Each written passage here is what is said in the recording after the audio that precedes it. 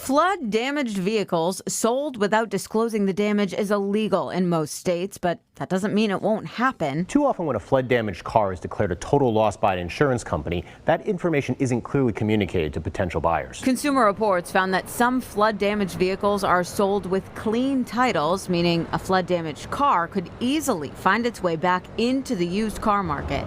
If a car doesn't carry maximum insurance, flood damage may not be disclosed in the car's title.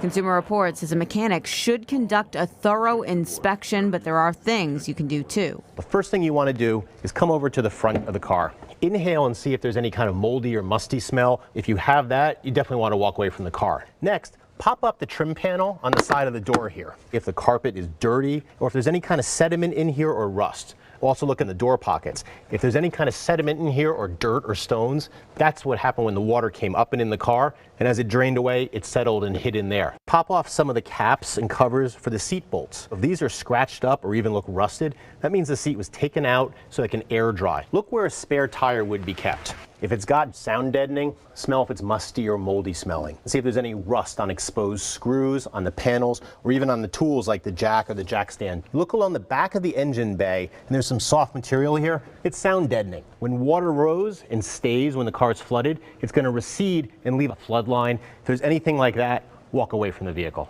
And although helpful, Consumer Reports says vehicle history reports are no guarantee that a car is problem-free. Also keep in mind that if you are trying to sell a car in an area affected by flooding, consider having a mechanic inspect your car. That way you will have proof to show potential buyers.